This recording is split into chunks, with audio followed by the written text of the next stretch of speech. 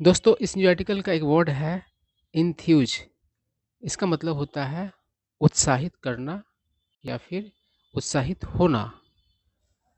Proponent इसका मतलब होता है प्रस्तावक या फिर समर्थक। गार्गेंचुअन इसका मतलब होता है एक्सट्रीमली लार्ज, मतलब बहुत बड़ा, अत्यंत बड़ा, विशाल। इनविजेज इस वर्ड को ऐसे ही पढ़ा जाता है, इनविजेज पढ़ा जाता है, और इसका मतलब होता है भविष्य का कल्पना करना। मतलब जो चीज़ें फ्यूचर में होने वाली हो उसका कल्पना करना। ठीक है ना। उसके बाद है डिवेस्टेट। इसका मतलब होता है तबाह करना, बर्बाद करना। डिक्टेट इसका एक अर्थ होता है लिखवाना, और डिक्टेट से डिक्टेशन बनता है। तो डिक्टेशन क्या होता है आप सभी को मालूम है ही कि कोई व्यक्ति कुछ बोल रहा होता है और आप उसको लिख रहे होते हैं। ठीक है ना। और डिक्टेट का अर्थ आदेश देना भी होता है।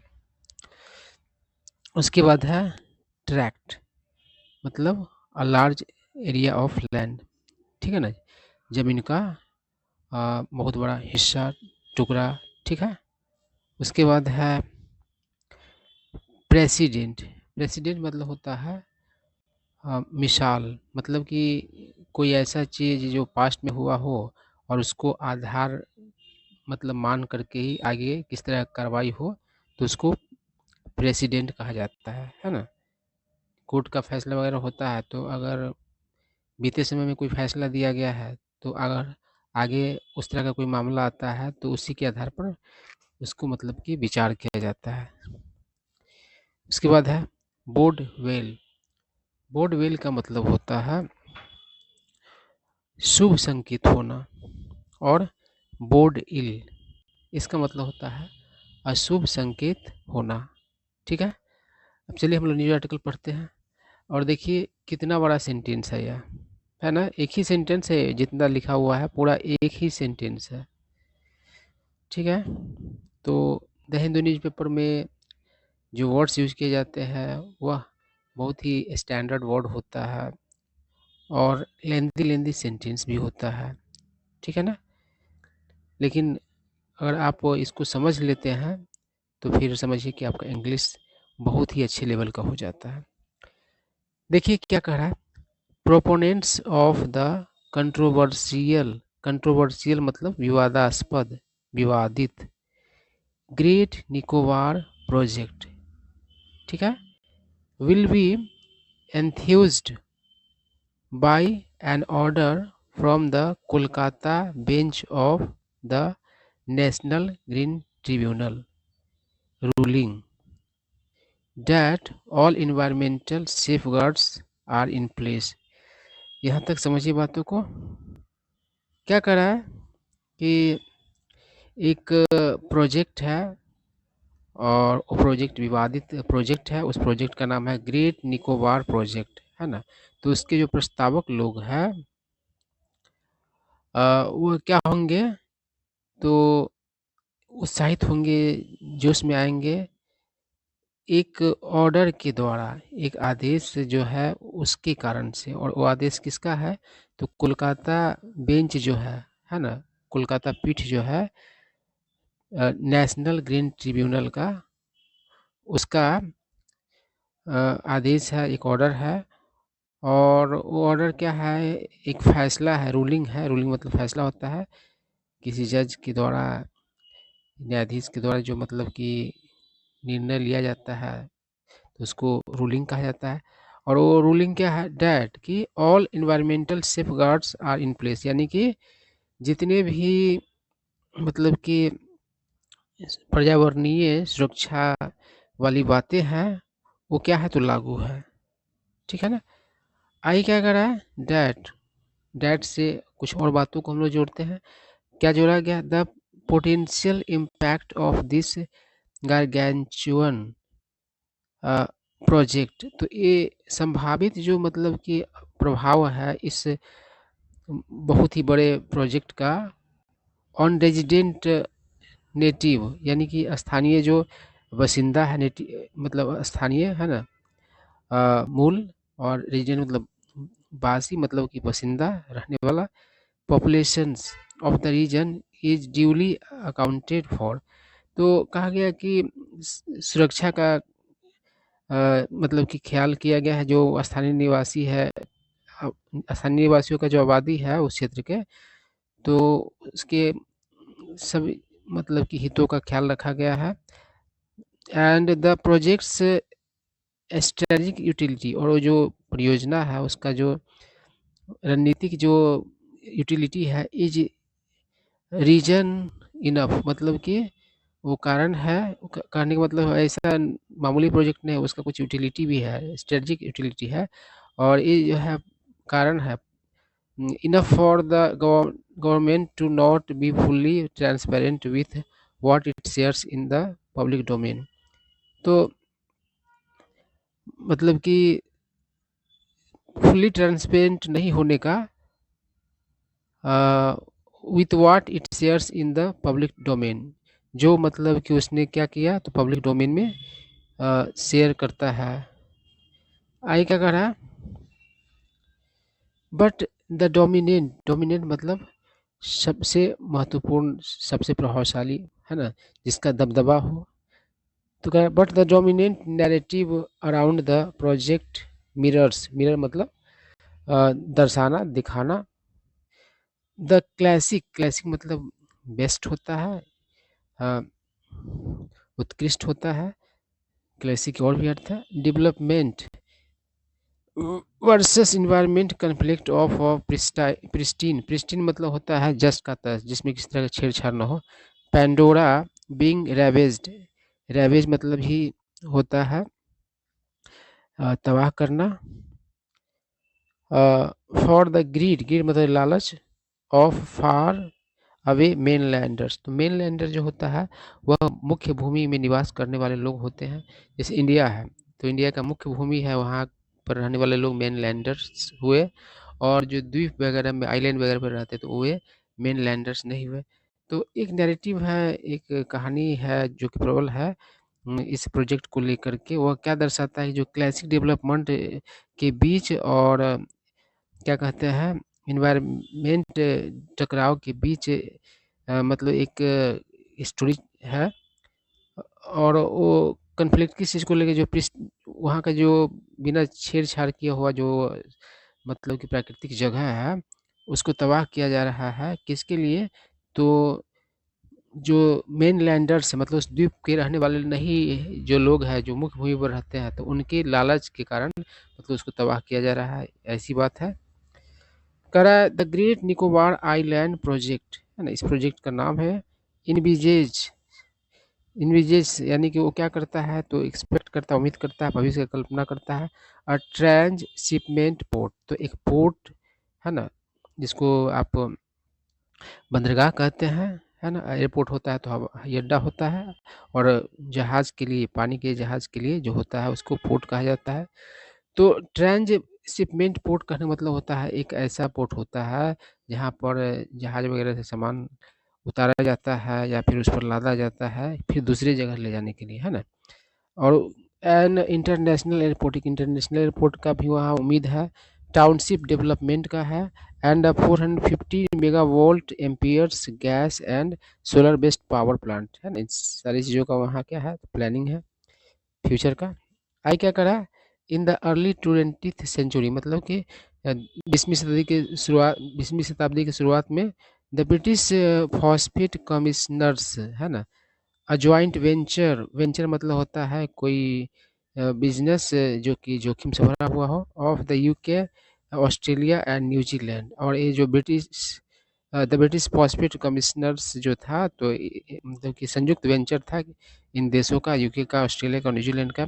बिगैन उसने शुरू किया लार्ज स्केल फॉस्फेट माइनिंग, तो बड़े पैमाने पर क्या किया फॉस्फेट का खनन शुरू किया। फॉर फर्टिलाइजर्स के लिए ऑन नौरू एंड बनावा इन द पैसिफिक ओशन, मतलब पैसिफिक ओशन में, है ना।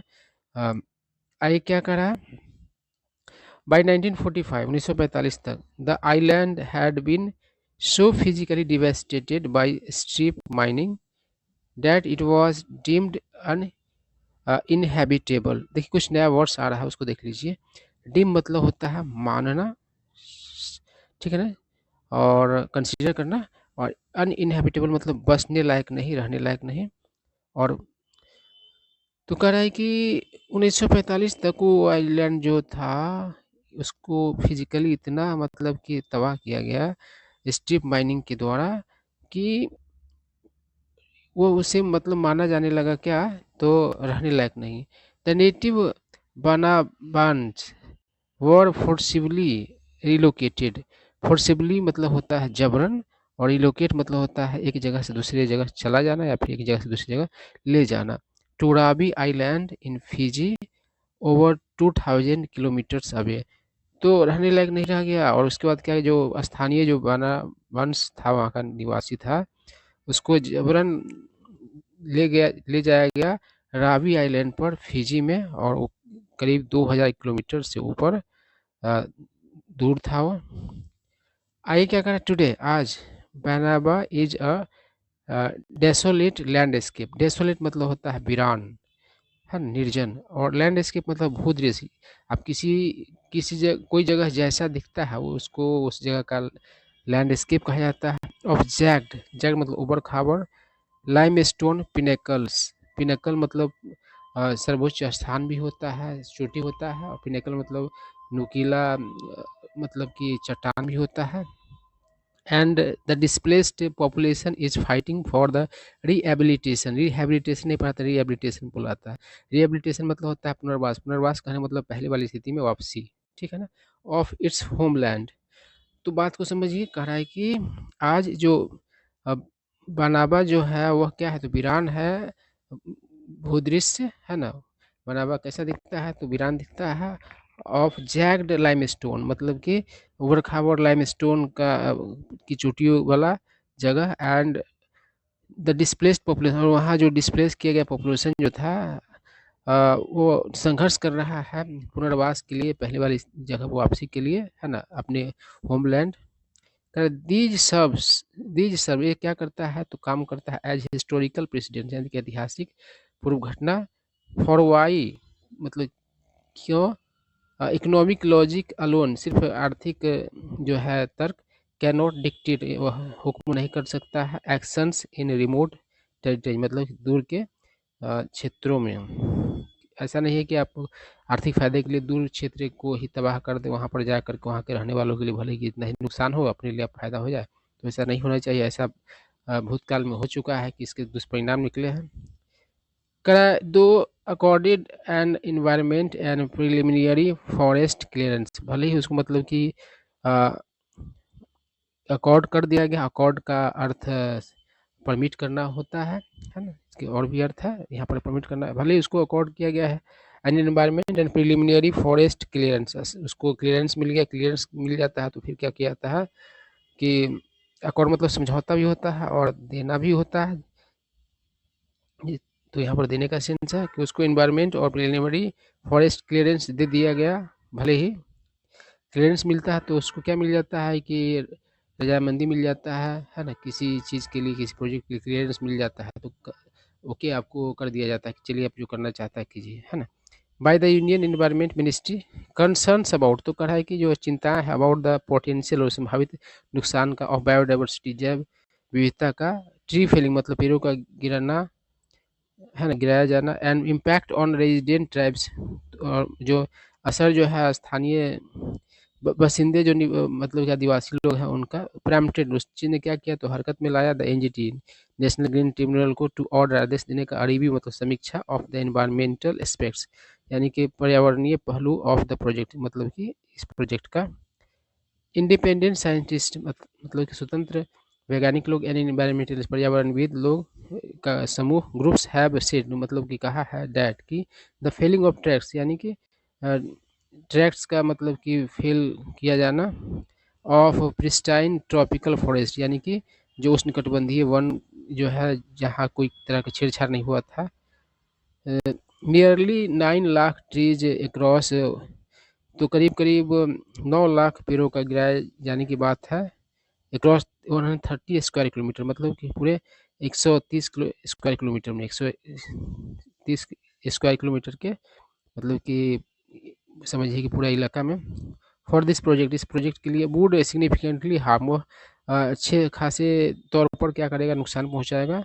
सिग्निफिकेंटली मतलब महत्वपूर्ण रूप से भी होता है और अच्छा खासा मतलब कि स्तर पर भी होता है। तो अच्छा खासा तौर पर क्या करेगा, नुकसान करेगा the biodiversity of the region, इस क्षेत्र के बायोडाइवर्सिटी को, and constitute an irreparable loss, और क्या करेगा तो देगा अपूर्णीय क्षति। इरेपरेबल लॉस होता है तो जिसका पूर्ति नहीं किया जा सकता है। This is not counting the disturbance to leatherback turtle nesting grounds, और इसमें शामिल नहीं है, काउंट मतलब इंक्लूड करना भी होता है, जो डिस्टर्बेंस है किसको, तो लेदरबैक टर्टल है, बहुत बड़ा कछुआ होता है, लेदरबैक कछुआ उसको कहा जाता है।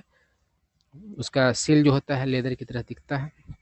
नेस्टिंग ग्राउंड, तो वहाँ वो लोग क्या करते हैं, कछुआ लेदरबैक टर्टल, तो नेस्टिंग ग्राउंड से उन वहाँ पर जा करके मतलब कि अंडे देते हैं या फिर रहते हैं, तो ये सब बात है। एंड द असॉल्ट, और हमला ऑन द कोरल्स, कोरल पर, तो समुद्र के मतलब कि बॉटम में क्या होता है, अ, गुलाबी, लाल और इस तरह के और भी रंग के क्या होते हैं, तो रॉक होते हैं, उसको कोरल कहा जाता है, इसको प्रवाल भित्ति कहा जाता है हिंदी में। There was also the contested matter, विवादास्पद बात भी है, of whether the community rights of the local Shompen, यानी कि स्थानीय जो सॉम्फेन एंड द निकोबारीज, जो आदिवासी लोग हैं, उसके अधिकारों वर फुल्ली सेटल, मतलब कि उसको पूरी तरीके से सेटल किया गया under the requirements of the forest rights act, मतलब कि फॉरेस्ट राइट्स एक्ट के तहत। रिसेंटली हाल ही में members of the tribal council से, मतलब कि ट्राइबल काउंसिल के सदस्यों ने कहा दे वर बीइंग कोर्स मतलब मजबूर करना, तो उन्हें मजबूर किया जा रहा था to sign surrender certificate sign करने के लिए, डैट इम्प्लाइड, जिसका मतलब कि निहित अर्थ होता है देयर कंसेंट, मतलब उनका सहमति, to large parts of their land, मतलब कि उनके बड़े पार्ट्स ऑफ लैंड पर, बीइंग डाइवर्टेड मतलब कि डाइवर्ट किया जाना, फॉर द प्रोजेक्ट मतलब इस प्रोजेक्ट के लिए। द एनजीटी ऑर्डर, एनजीटी का आदेश इसेंशियली रबर स्टैम्प्स, वह क्या करता है तो रबर स्टैम्प करता है। रबर स्टैम्प किसी चीज़ को आप करते हैं तो किसी द्वारा कहे बात को बिना कोई जांच परख के आप क्या कर लेते हो, मान लेते हो। कोई रबर स्टैम्प होता है तो समझो कि दूसरे के इशारे पर नाचता है, तो ही बात है। द गवर्नमेंट्स अप्रेजल, अप्रेजल मतलब मूल्यांकन, मतलब कोई चीज़ का किस स्तर का है, क्या मूल्य है, इसको ही अप्रेजल कहता है। Process without independently examining the concerns raised, तो क्या एनजीटी का ऑर्डर जो है इसेंशियली क्या करता है, रबर स्टैम्प करता है सरकार का जो मतलब कि अप्रेजल प्रोसेस है उसको स्वतंत्र रूप से बिना परखे, है ना, चिंताओं को लेकर के। इट ओनली इम्पोजेज, यह सिर्फ क्या करता है, थोपता है फेथ मतलब विश्वास, डैट कि the government will be consensus executor of this project, मतलब कि सरकार क्या करेगी तो इस पर मतलब कि होशो हवास में क्या करेगी, इस पर अमल करेगी। Whether the great Nicobar project is a net good, मतलब कि it the great Nicobar project मतलब कि नेट गुड होगा, मतलब कुल मिलाकर अच्छा, मतलब कि बहुत सारे नुकसानों के बावजूद फायदा वाला चीज़ नेट गुड कहता है।